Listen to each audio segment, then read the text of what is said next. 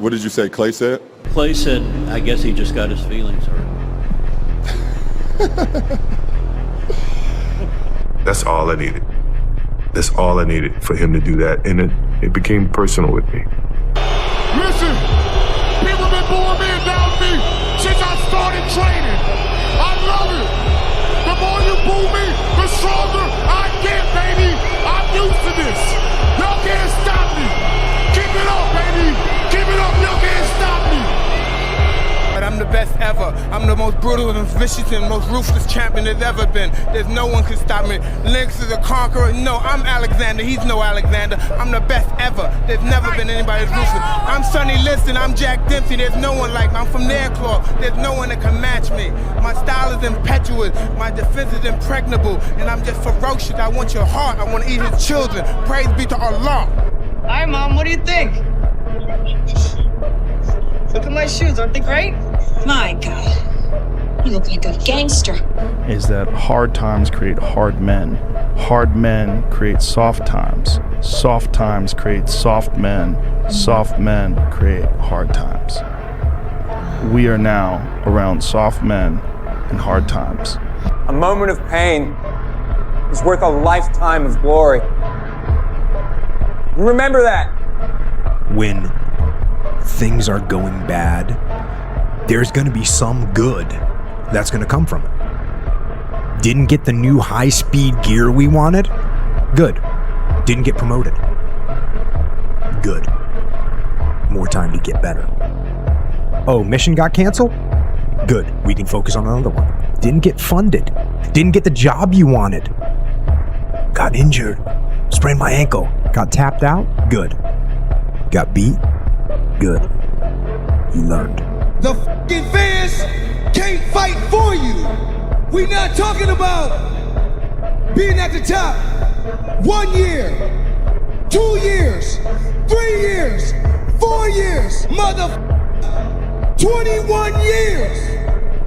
You ever feel like nothing good was ever gonna happen to you? Yeah, and nothing did. So what? I'm alive, I'm surviving. That's it. I don't want to just survive. It says in these movie writing books that every character has an arc. You understand? Where's my arc? Put your mother in a straight jacket, you punk ass white boy. Come here and tell me that if I f you in your ass, you punk white boy. You f you can't touch me, you're not man enough. I eat your asshole alive, you come and say in my face, I you ass for that, everybody. You come on, you're scared coward. You're not man enough to f me. You can't last 2 minutes in my world. Look at you scared now, you scared like a little white scared of the real man. I'll f you till you love me. Hey, it's a man's game tonight now, you know that. It's a man's game tonight. Here we come. Here we come. It's a man's game now. I'm unbeatable. I can't be beat. It's impossible. You can dent me. You can damage me. You're never ever gonna beat me. I'm totally and completely, unequivocally unbeatable. Sign the contract, big boy. Sign the contract. When you're hurt, how do you feel? You lay down, right? You take a second. You go, you take your vitamins, you do your thing. When I'm hurt, I love it. I love that feeling because it's real. Everything else, happiness could be fake, crying could be fake, but pain, shit, that's real. You give them this message that it's okay to be a man. It's not okay, it's necessary. What the hell are we gonna do without men? The only thing that you can do is win so big that all of them constantly compare themselves to you, and then you'll forget they exist. Success is the only revenge. It's not the best revenge, it's the only one. There's no other revenge. My philosophy is, why be normal when you can be the best? I don't want to be normal. I want to make the difference. So everything I do, I want to make the difference. Because when I make the difference, I'm the best. And that is not arrogance, that is confidence. Yeah, at some point, you gotta be tired of not being number one. You have to be, and you gotta play angry. And you're always gonna have haters, and haters are like, well, damn man, how many movies are you gonna make, or how much shit are you gonna do? Like, you do a lot of shit. I say, yes, it's my ambition. Of course, why not? I could do it. Yeah, I love what I do. And not only that, but in what world do we not work every day? Doesn't mean, it's just like you guys in the off season. You gotta work every day. It doesn't end. The key for me, what I think one of the keys is, remember where you came from, keep that shit in the front of your mind, and when shit goes bad and it goes sideways, a lot of shit does, you're getting booed out of the building, or you're coming through this injury, or people are writing you off, oh, you guys ain't gonna make it, you know, any of that shit. You gotta keep it in here. And it really has to, it should drive you, it should. When I get you down, your face will open up. There is nothing you can do to stop me from coming at you round after round with the most malicious techniques I know. You will lose this fight, Daniel Cormier. I want you to believe it. Every ounce of training you put in leading up to this fight will be a waste of your life. Obsession's gonna be talent every time. You got all the talent in the world, but are you obsessed? Is it all you ever think about? Let's face it, it's you against you out there. When you walk on that court, you have to think, I am the best guy out there. I don't care if LeBron's playing. So let me ask you again, do you love this game? So after 22 years and 83,000 scans, the single most important lesson my colleagues and I have learned is that you can literally change people's brains. And when you do, you change their life. You are not stuck with the brain you have. You can make it better, and we can prove it. God damn it, an entire generation pumping gas, waiting tables, slaves with white collars. Advertising has us chasing cars and clothes, working jobs we hate so we can buy shit we don't need. The middle children of history, man. No purpose or place. We have no Great War, no Great Depression. Our Great War is a spiritual war. Our Great Depression is our lives. We've all been raised on television to believe that one day we'd all be millionaires and movie gods and rock stars, but we won't. We're slowly learning that fact. I'm very, very pissed off. I tell the same thing to anybody, no matter what your field is, if you really want it that bad, you'll make it happen, you know? If you could put aside the distractions, the Instagram, TV, some charity event that there's gonna be girls there, and you're like, no, I'm gonna go to sleep early today, wake up and do what I gotta do. It just plans out over a period of time, I think, you know? Be the number one, believe in yourself. Don't let anyone doubt you. And the more that you show you got belief in yourself, the more the support gonna come along. You just gotta be focused on you, and like I say, grind out to your dreams to the fullest extent. Every business, I have 5 companies now. We'll do 100 million this year. I started every one of those companies with no money. 0 money, man. Just hustle and grit and courage. I've called on people I didn't want to be with. I've done things I didn't want to do, okay? It is not about doing what you love. It's about doing whatever it takes to make your dreams a reality. I fell in love with an essay by Strangest Loop, and it is a list of things that are not doing the thing. So here is a list of things that are not doing the thing. Preparing to do the thing isn't doing the thing. Scheduling time to do the thing isn't doing the thing. Making a to-do list for the thing isn't doing the thing. Telling people you're going to do the thing isn't doing the thing. Messaging friends who may or may not be doing the thing isn't doing the thing. Writing a banger tweet about how you're going to do the thing isn't doing the thing. Hating on yourself for not doing the thing isn't doing the thing. Hating on other people who have done the thing isn't doing the thing. Hating on the obstacles in the way of you doing the thing isn't doing the thing. Fantasizing about all of the adoration you'll receive once you do the thing isn't doing the thing. Reading about how to do the thing isn't doing the thing. Reading about how other people did the thing isn't doing the thing. Reading this essay isn't doing the thing. The only thing that is doing the thing is doing the thing. How do you overcome being a pleaser? If I had a pill for that, I mean, you can't be obnoxious. But most of you would rather be a pleaser than be obnoxious. Doesn't mean you don't help old ladies across the street. Doesn't mean any of that, you know. But be obnoxious. Demand accountability. And I mean, they won't want to talk to you, you know. They don't want me at any more meetings because, you know, I make the accountants accountable. I make the lawyers accountable. I make the bankers accountable. My relatives don't want to see me because I said, what have you done the last 10 years of your life, you piece of shit? Now, what kind of Thanksgiving dinner is that? With the second you start to feel your energy drop, it's accountability. So if you're accountable to your internal state, you feel your energy drop, you feel the negative thoughts come in and the negative actions are coming next. So once you feel your energy start to drop, you have to go do something about it. I tell people, hit the floor. If you just cranked out 150 burpees when you were feeling like Five Guys, you would have elevated past it. Anything that's part of your purpose would elevate you past it. Something even as small as just anything that's creating your bigger, if your house is clean in your purpose and your vision, and you started cleaning your house, you'd get in a flow state and forget that you were desiring something. Boredom leads to desire, leads to vices. So, I mean, you just can't get bored. And boredom is lack of gratitude. You're entitled at that point. Like, I just stay so purpose driven because I know it's not about me. The amount of what you can get is based solely on how much you can accept the opposite. So in other words... Accept the opposite of what? So let's say you really want to be rich, it's based on how willing you are to be poor. Wow. If you want the ultimate relationship, it's based on how willing you are to be alone. If you can love being alone, you'll cry out your codependency, you'll cry out the old story, and then you create a space for that. But if everyone is ambitiously just trying to date, they're going to be two attachments that are stopping each other from their inner truth, so it won't land. It won't last, right?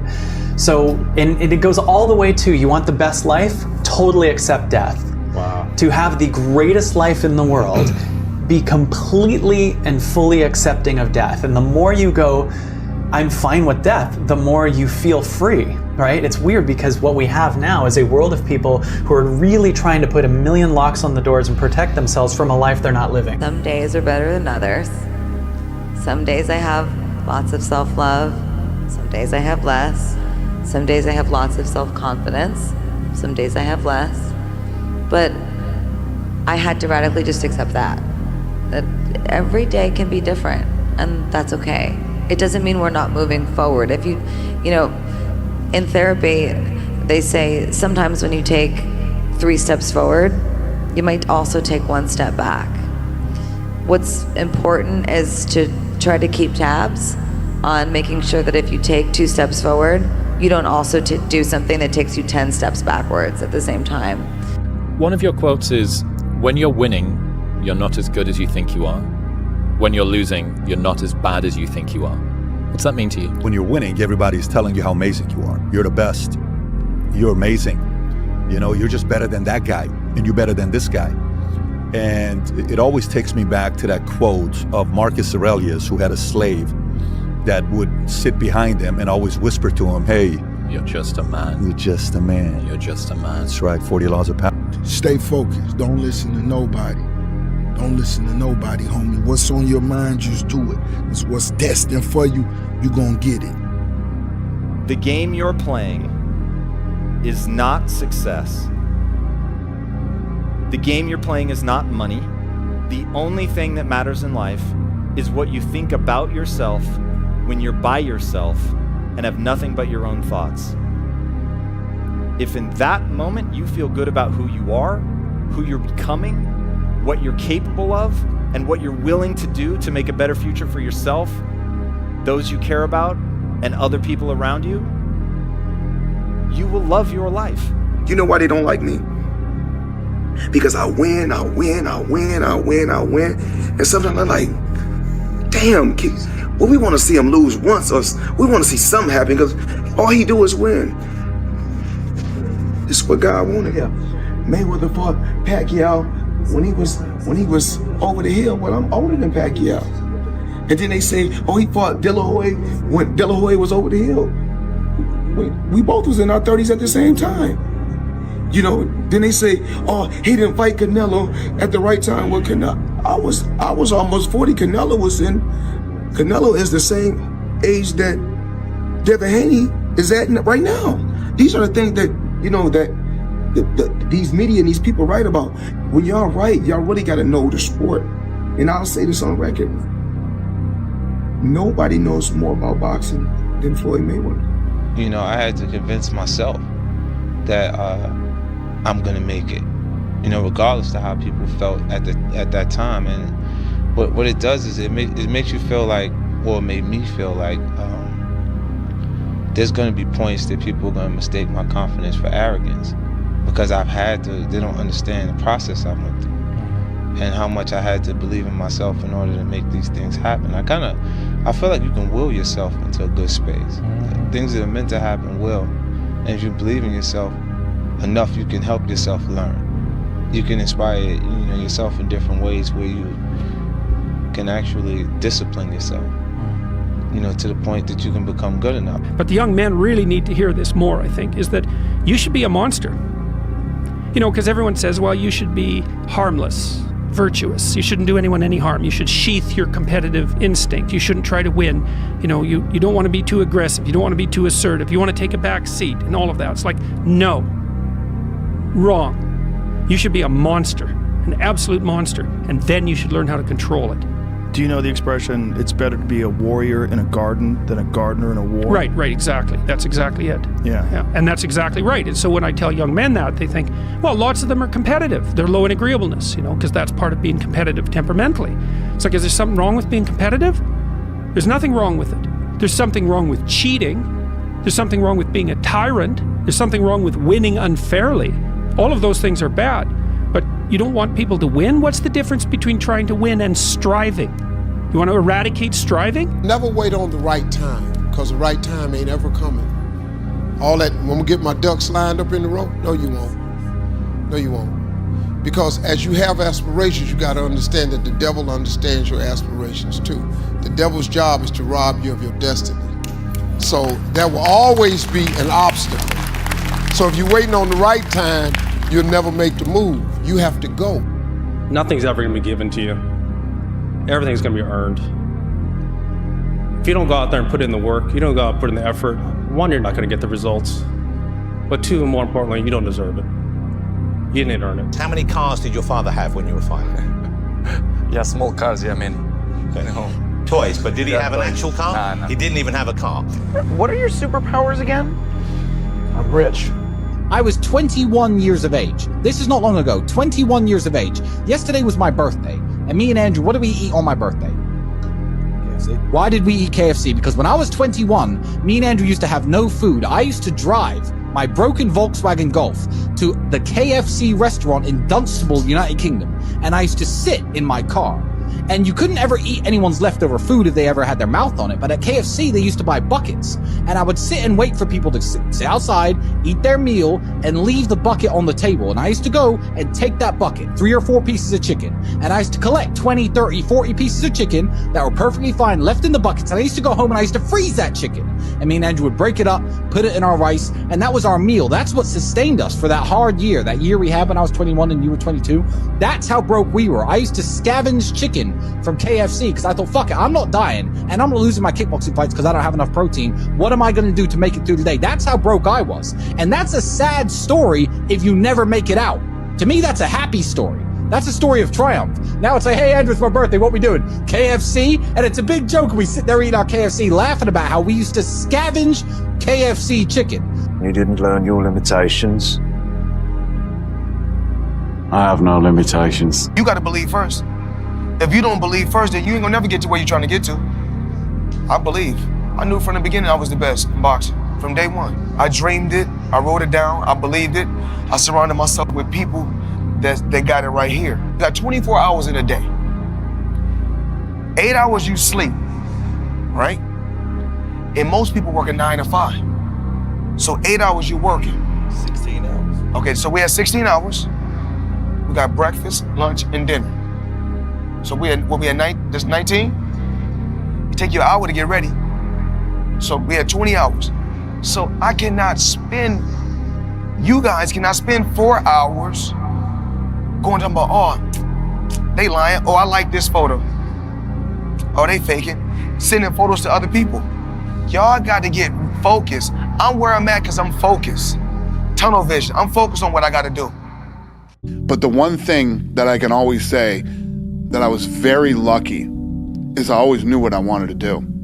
I think if you look at most people right now, like if you went to any college campus anywhere in the world and ask these kids, what's your major and what do you want to do for the rest of your life? They'd be like, well, I'm taking political science, but I think I'm going to switch to this and that. They don't know. They're going to college because they were told that if they didn't go to college, they'd never get a good job, they'd never get this, they'd never get that. So these kids come out of college with an education that most of them don't use. If you know what you want to do, you wake up every day and you work toward that goal. It's so much easier when you know what you want. To get the princess or get the treasure, I get happier about the harder it is because I know that no one else will follow. It's a selection effect. And I think if you can shift from this is hard to no one else will be able to do this, then it flips from being this thing that you're like, oh, poor me, to oh, poor everyone else who's going to have to try. And I think that is so much more motivating as a frame for the exact same circumstance. The bottom line is, no one's coming. No one. No one's coming to push you. No one's coming to tell you to turn the TV off. No one's coming to tell you to get out the door and exercise. Nobody's coming to tell you to apply for that job that you've always dreamt about. Nobody's coming to write the business plan for you. It's up to you.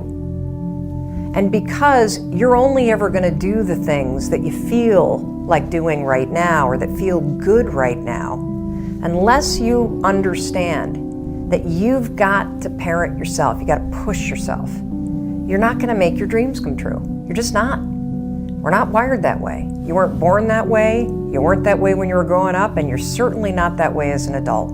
You watch me because in some way you can relate to me or you look up to me in some way. Well, guess what? You can go out and get this shit too. I'm trying to tell you it's not easy. It takes a lot of hard work, dedication, a lot of blessings, a lot of luck. It's lucky. But at the same time, you have people that work years and years and years and years, and it finally will pay off. If you work extremely hard at whatever you got going on, something that you love to do, I swear to God, your life will change. I'm gonna tell you guys right now, your parents might be the hardest people in your life that you gotta convince. So unfortunately, if you're living under the roof and you're still taking their money and you're still eating their food, you gotta listen to them. You gotta either get a 9-to-5 job on the side, you gotta go to college, you gotta listen to them, or you gotta respect your parents, you have to. However, once you start getting that leverage to where you can be like, yo, mom, dad, look, off for a little bit. Let me grind at what I got going on right now. This is something special and great. Don't ever let somebody let you down. Don't ever let somebody tell you you cannot be something, bro. I'm telling you, bro, you guys are all amazing. When Mike Tyson, and I seen it myself with my own eyes, when I seen that Bentley at the boxing gym, and I seen that diamond Rolex, I said, I want that. And I knew what it took. So I know when my opponent is asleep, I'm out there at 4 or 5 in the morning, chopping trees, working, to this day. Because I can retire today. I'm well off, very comfortable. But I got the will to win. I seem to be occupying my job, though. As you often say, you're just a guy with a job. I have a job, though. So who would you fight next? And guess what? Your job don't pay like my job. Well, it depends. Your job don't pay like my job. That brings me to another point. Why are you coming back? I can make $200 million in 18 months. Because I want to. Because I want to come back and steal some more money. Is that okay with you? It's fine. And it's like, because everybody has dreams, and as much as you want to be able to listen a little bit, because somebody's going to give you a gem, but nobody knows but you. You can't get advice on what you should do with your life, right? Nobody knows what you are. Like even sometimes you don't really even know what you are. You got to take your shot. And it's like, as much as you want people to agree and you want the people around you to be supporting your dreams and all, it's not going to be like that all the time. You got to do it alone. And people will help you, and when you get the ball rolling, people will jump on. But if you don't believe, nobody else is going to believe. Is there any limit to your ambition? No. Or any limit to what you think you can achieve? No. Well, no. Because I think right now, if I was to quit rapping and I said I want to go to the NBA, I would be in the NBA. No, you wouldn't. Yes. No, you wouldn't. Yes, I would. No, you wouldn't. Yes, I would. Why would you think you could make it to the NBA? Because I think I can do anything. My goodness, don't you remember when you went first to school? You went to kindergarten. And in kindergarten, the idea was to push along so that you could get into first grade. and then push along so that you could get into second grade, so on, going up and up. And then you went to high school, and this was a great transition in life. And now the pressure is being put on. You must get ahead. You must go up the grades and finally be good enough to get to college. And then when you get to college, you're still going step by step up to the great moment in which you're ready to go out into the world. And then when you get out into this famous world comes the struggle for success in profession or business. And again, there seems to be a ladder before you, something for which you're reaching all the time. And then, suddenly, when you're about 40 or 45 years old in the middle of life, you wake up one day and say, huh? I've arrived. I feel pretty much the same as I've always felt. In fact, I'm not so sure that I don't feel a little bit cheated.